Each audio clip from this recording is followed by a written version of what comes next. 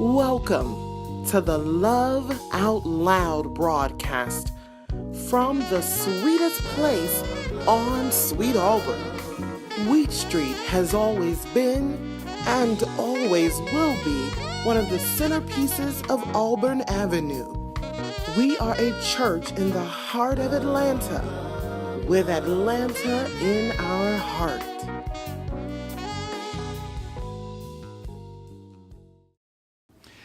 I'm Dr. Ralph Basui Watkins, and welcome to the Love Out Loud broadcast. Tonight, we're going to look at a piece of a sermon that really encourages us because where you start has nothing to say about where you finish. We're looking at the life of Mary, Joseph, and Jesus, but specifically focusing on Mary. So check it out. Where you start has nothing to say about where you finish. But this morning, for the next few minutes, I want to talk about this as the topic. Where you start has nothing to say about where you will finish. Where you start has nothing to say about where you will finish. A Savior and a stable. A Savior and a stable. I went to seminary in Dubuque, Iowa. Dubuque, Iowa. Y'all see what Iowa is?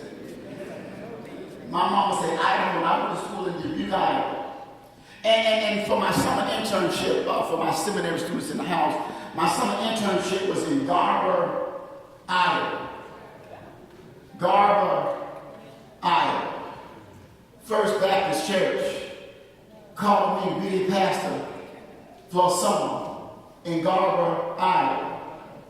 All my members didn't look like me. All my members were white, and they were dairy farms. So as a young pastor, I would go visit these dairy farms. Now y'all know y'all pastor, I dress like I got some money. Hello? These shoes, these ain't cheap shoes. Hello, these are DSW floor shoes. Come on, say hello. So I had these dairy farmers, and so Sister Nanny, I went there to visit on the first day, and I realized that the dairy farms are full of cow manure. I had some blue Pierre Cardin shoes. Y'all know Pierre Cardin? I mean, I was clean. I was big time city clean. Walked on that farm in my shoes were never the same again. I remember coming home, and I said, "What is that smell?" I said, "That smell is my shoes." She said, "One or two things got to go, you or the shoes," amen? But I'll never forget the smell of those farms. I never got over the smell of those farms. And all of y'all in here acting like y'all from Atlanta. Y'all ain't from Atlanta. Some of y'all from down south, some of y'all from Mississippi and Alabama, some of y'all was raised on farms, hello. Some of y'all was raised like me going home, going on vacation, but some was going to Big Mama house down on the farm, down south. And you remember the smell and the stench of livestock? Hello? Because I want us to understand this text today is set in the context of Mary and Joseph in a stable.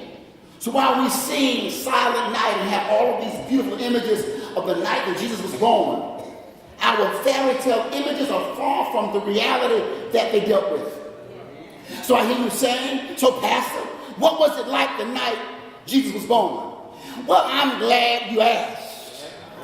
Let me set the stage for you right there in the Gospel of Luke, chapter 2. It reads like this. In those days, a decree went out from the Emperor Augustus that all the world should be registered. This was the first registration and was taken while Quirinius was governor of Syria. All went to their own towns to be registered. Joseph also went from the town of Nazareth in Galilee to Judea to the city of David called Bethlehem because he was descended from the house of the family of David. Now I want you to get this. They had to go back to Joseph's hometown to be counted for the census. They didn't have a choice to get a plane, a train, or the megabus. They had to travel 90 miles on a donkey. Mary had to ride 90 miles doing about 10 to 15 miles a day on a donkey. And Doc, she was 9 months pregnant. Do I have anybody in the house that's been pregnant before? How did you feel when you was 9 months pregnant? How did you look when you was 9 months pregnant? I remember Vanessa walking around 9 months pregnant. I remember when she would try to get up and get down, she'd get in the seat and say, baby, can you help me if I can push her up? And she lunged forward. Mary is 9 months pregnant. Got to ride on a donkey for 90 miles. 9 months pregnant. Lord have mercy. Lord have mercy. So Mary's on this donkey riding 9 months pregnant for 6 to 7 days. Don't don't miss verse 5.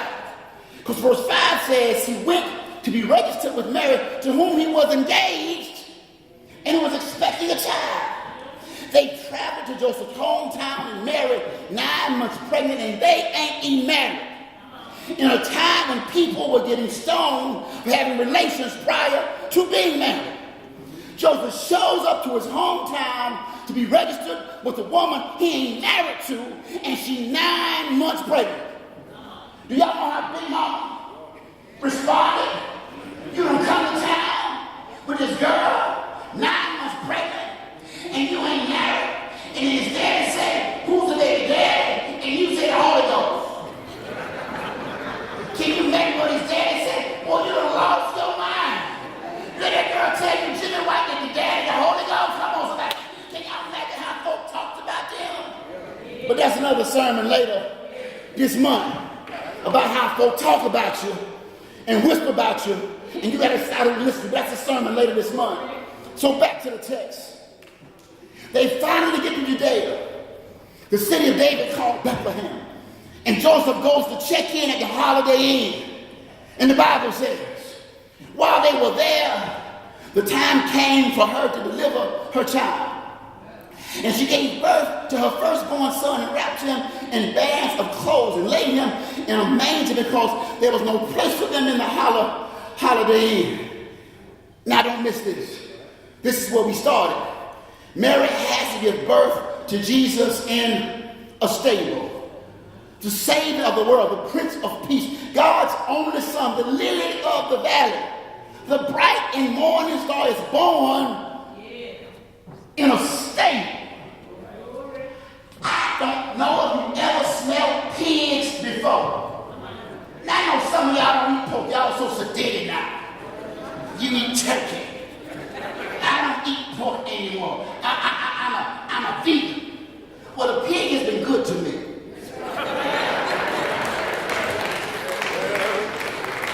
Now, pigs don't smell good in this context. Once you clean a pig and wash a pig and barbecue some ribs and talk to me, Holy Ghost. But don't lose the image. Mary, her son, her husband is in a stable. Now one thing about this text this morning is that's very intriguing to me is that there is no hint of protest on behalf of Mary and Joseph about being in this stable. In all of the gospel accounts, the text says they get in town, been riding on a donkey for 7 days. Mary's 9 months pregnant. They go to find a comfortable place for Jesus to be born. They are turned away, but they don't get turned off. They are turned down, but they don't get upset. They are locked out, but they don't cuss the innkeeper out. Because I can see somebody telling the innkeeper off right long now. Come on, somebody. Hello, come on now.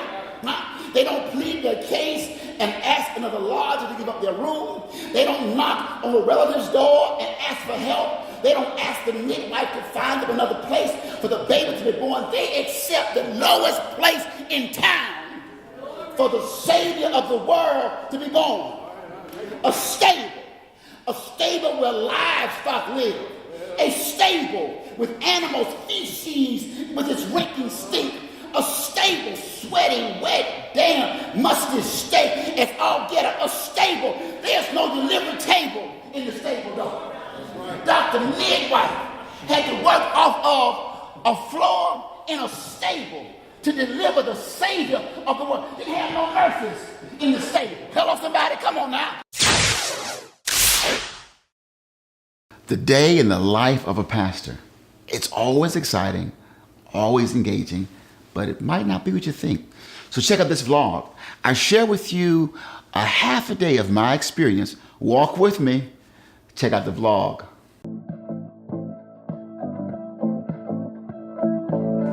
So first thing you do in the morning, you gotta get to this gym. That's what you got to do. Get this workout in, you know? I mean, it's difficult, right? But if you're gonna stay healthy and try to keep this weight down, because I find the older I get, man, this weight is real, right? Trying to take care of this weight. So, you know, for me, every morning the thing is get up, have some time for meditation, some time for prayer and reading, and then get to the gym. All right, got that workout in, so now, thank God for LA Fitness. Now it's time to get this day going. So a big part of what you do as a preacher is you go to a lot of meetings. It's a good meeting this morning on my way to meet with good folk from Sweet Auburn Works and my great colleague and friend and sister beloved, the Reverend Dr. Jewel Pate Borders Benson. We're preparing for June 8th, Sweet Auburn Works celebration, celebrating the life and work, memory and legacy of Reverend Dr. William Holmes Borders Sr. and Sister Borders. So we're going to meet this morning and begin the planning process, getting ready for the June experience. And we want to look at not just the legacy of Dr. Borders in terms of what it was, but also the living legacy, what it is, how it inspires us today to do what we're doing. Love riding down Martin Luther King Jr. Drive, you know. It's always interesting when you find the MLKs in your city and what those streets represent. GPS is always trying to take me on the highway, and I like riding through town. It's a different vibe when you ride through town versus trying to go on the highway and go over town. I like going in and through town. So I think that's something about a city. You know, I think that really you become closer to a city as you understand the streets of the city. I think sometimes the highways, in many ways, while they are more convenient and can be a bit speedier, right, and get us there quicker, we miss kind of the flavor of a city when we take highways. So I like to take the surface roads and connect.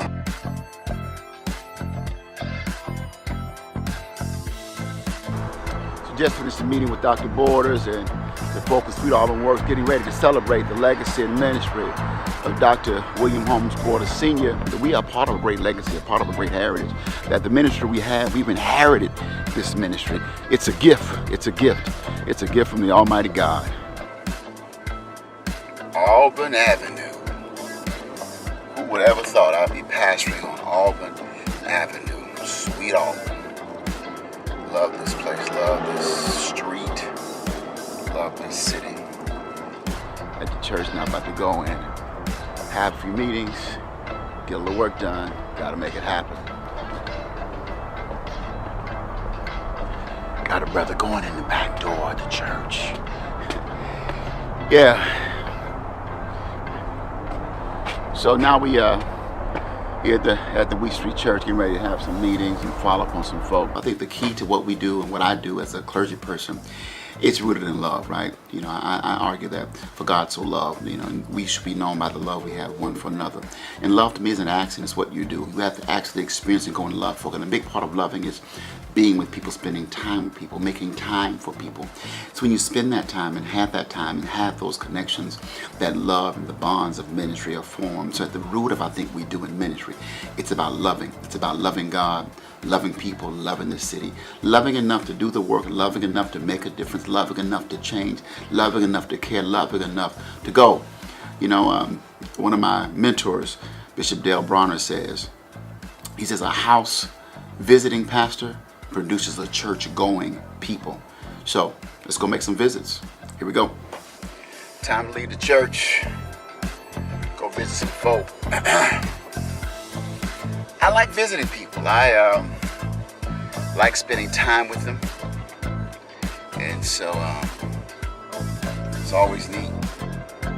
Make our way over to Arbor Terrace and to visit Deacon Hollis and Miss Hollis.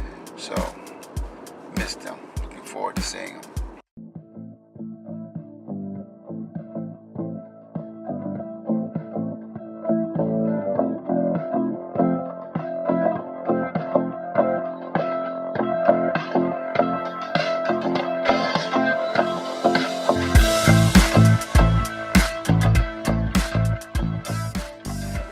Off now, leaving Arbor Terrace. Just visited a couple folk. Had a good time visiting them.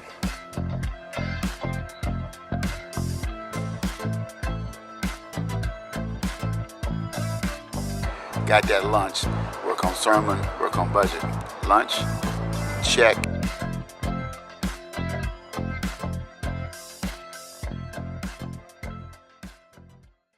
As we said in the sermon, where you start has nothing to say about where you finish. One of our leading members in our church is Kenneth Taylor. Listen to his story. It will empower you. It will let you know that what we preached about actually works in the lives of our people. Listen to Kenny's story and remember, where you start has nothing to say about where you finish. I went to court and I was sitting in Fulton County Jail, and the public defender came to me and said, well, Mr. Taylor, you know, by your past record, they're trying to, convict you by your record. They're offering you 25 years. My name is Kenneth Taylor. Well, I'm originally from Colorado, from Denver. But I've been in Atlanta probably about 28 years. And for 15 of them years, I lived on the streets. Was a drug addict for about 25 years. And I started coming to Wheat Street the same way the people from the mission come. I came to get a meal. But the thing that was different about me is that every time I came in that door, I caused some problems. They used to hate to see me coming. I was probably the worst person to ever come through that door. And it was always one lady, Miss Dolores Coleman. Miss Coleman would always tell them, just leave him alone. I got him. I take care of him. And Reverend Horn. And I related to Reverend Horn because Reverend Horn, at one time, he had been where I was at. He was out there on the streets, did drugs, and this and that. So one day he asked me would I help him clean the mission up. He said, well, I need somebody to help me, mop the floors and sweep up. So I helped him. And that was the start of me working at the Action Mission. And I've been coming to the mission and working there for probably the last, 11 years. And it was 2014, I got arrested and went to jail. And the district attorney was offering me 25 years. He was trying to convict me of my past record. And I looked at the people like they was crazy because I wasn't about to take no 25 years. I said, I don't know who y'all talking to. You can't be talking to me. So they offered me a program which is called Fulton County Drug Court. And it's an 18-month program. So during them 18 months, you go to class, you learn how to stay clean. They help you find a job. One of the things I did when I was going to drug court is you had to make a list of the goals that you wanted to accomplish in the next 5 years. And I think I mentioned this to our pastor one time, but believe it or not, I actually put on my goal to become a deacon in my church. Well, first of all, I think God has called me because, I've always known who God was, but I just never had a personal relationship with him. But now I do because I'm a PK, I'm a preacher's kid. And I think my role in the church as a deacon would be to help the people that are on the streets that I was. I want to, encourage some of them and hopefully get some of them to come to and join the church. And the turning point in my life was when I was sleeping under this bridge behind old, what is it? What's that school? Well, it's the old school down the block here, and they're tearing it down now. But I was sleeping under that bridge, and it was like it was the last couple nights. It had snowed, and I was under this bridge in a sleeping bag with 2 blankets over me, and snow was everywhere outside the bridge.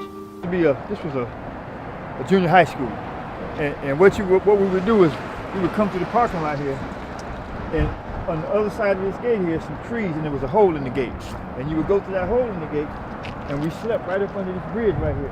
And if you kind of look down through it, you can still kind of see where some remnants of some of the people that just got moved from under here when they started tearing the school down are still there. So that was my home for about 8-9 years. And I got to the point where I said, man, you can't keep doing this. Something got to give. And about 2 days later, I was arrested for going to buy some drugs. And sitting in that jail, when they offered me drug court, I had made up in my mind that this is my chance to change my life. And I was determined to do something different with my life. And I don't know, I guess by surrounding myself with the people of Wheat Street and the people in the mission, and they constantly encouraged me and constantly talked to me, and they showed me how much God loved me, because they loved me. And it wasn't as hard as I thought it was. It was really kind of easy once I started doing it. Once I realized how much God loved me, and I learned to love myself, and now I have a wonderful wife who loves me. I got a 18-year-old son he's kind of a little rough a little bit. He's kind of like me sometimes, a little rough around the edges, but I love him. And he loves me, he just accepted me. And my life is good, man. I don't have nothing to complain about. I can't complain about nothing.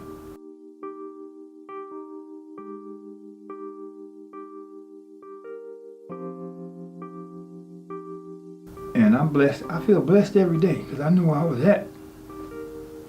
And I know where God brought me from. And it's a great feeling, And I just try to let the people that come in now know that the same God that did it for me will do it for you.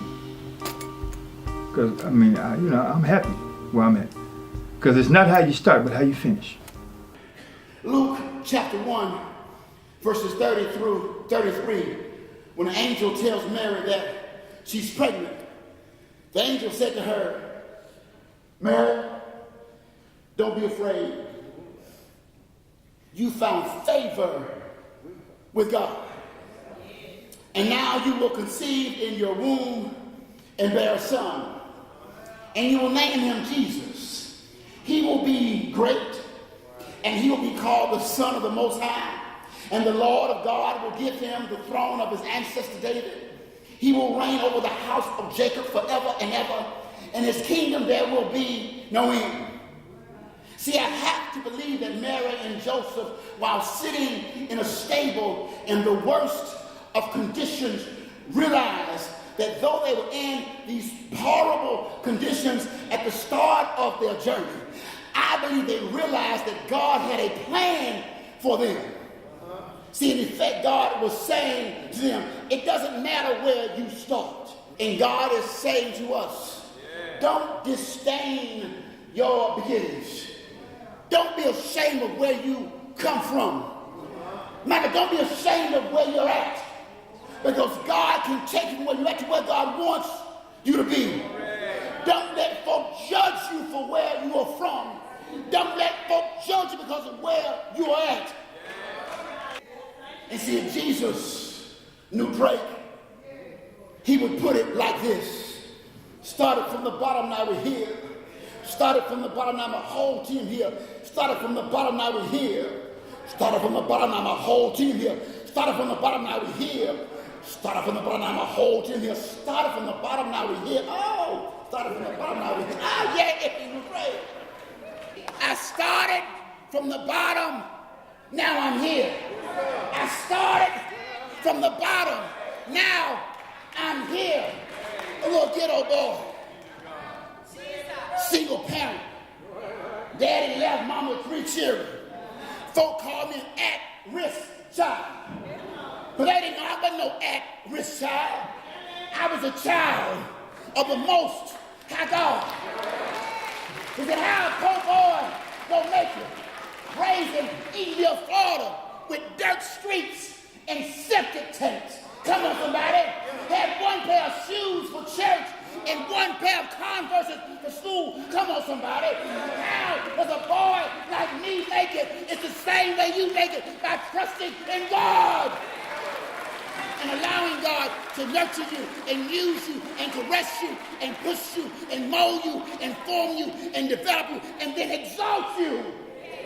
And when God lifts you up, you better have enough sense to give God the glory.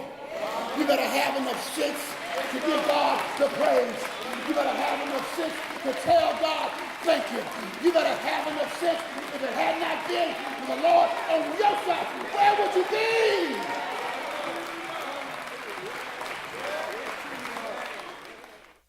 We hope you've enjoyed the Love Out Loud broadcast. We say we are a church in the heart of Atlanta with Atlanta in our heart. We are Atlanta's church.